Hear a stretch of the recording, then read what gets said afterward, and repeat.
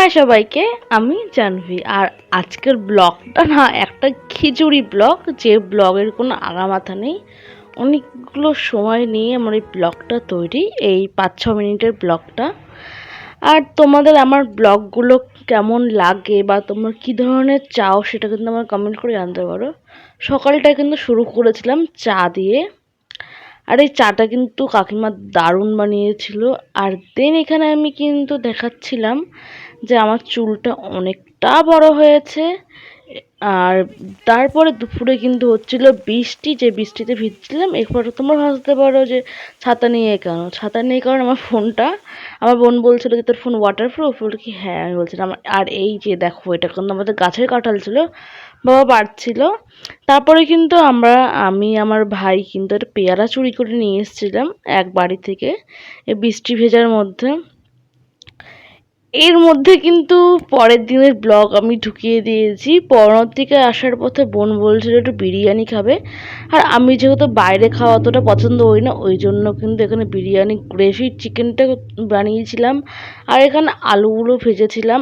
আর সত্যি বলতে জানো তো কি, আমার না এই বাসমতি চালের ভাত খেতে খুব ভালো লাগে, কিন্তু আমাদের আর ওই ভাগ্য কোথায়, ভাগ্য বলাটা ভুল, অত ইনকাম বা অত আমার কাছে এই মুহূর্তে অত টাকা হয়ে ওঠেনি যে প্রতিদিন আমি বাসমতি চালের ভাত খাবো।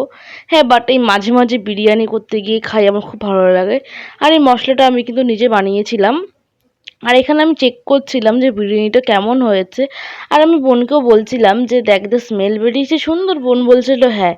এই দেখো, তোমাদের সাথে কথা বলতে বলতে আমার কিন্তু বিরিয়ানিটা তৈরি হয়ে গেছে। বিরিয়ানি পুরো ভিডিও চলে, তোমরা কিন্তু আমার সাথে আমাকে কমেন্ট করে জানাতে পারো। আর এখানে আলুটা দেখো পুরো সফট হয়েছে, আর চিকেনটাও খুব জুসি হয়েছিল, আর রাইসগুলো একদম পুরো ঝরঝরে হয়েছিল।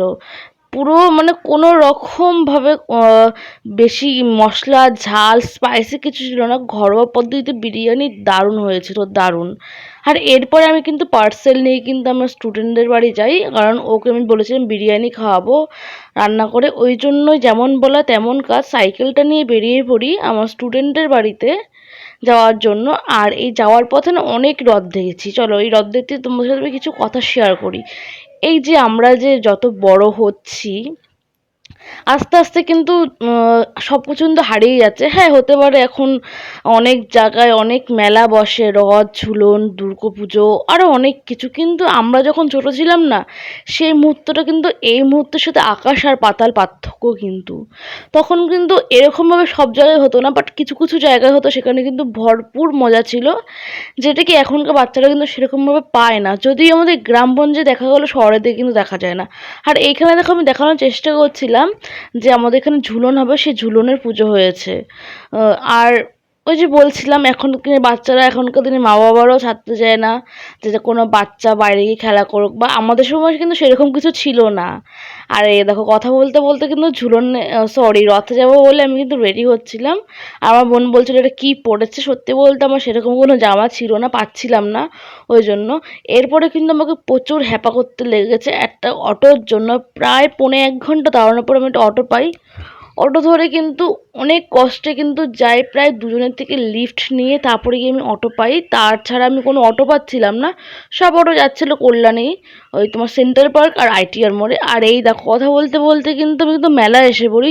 আর এই মেলাটা কোথায় তোমরা যদি জানো অবশ্যই কিন্তু কমেন্ট করে কিন্তু জানিও। আর এখানেও কিন্তু ফার্স্ট টাইম কিন্তু আসি, কারণ প্রতি বছরই না এই বাড়ির সামনে মেলায়।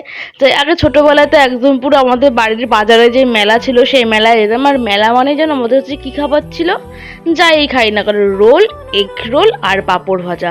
মানে রথের মেলা মানেই আমাদের কাছে এগ রোল। বাট সেটা এইবার হলো না, কারণ বাড়িতে একটু বিরিয়ানি করেছিলাম তার জন্য।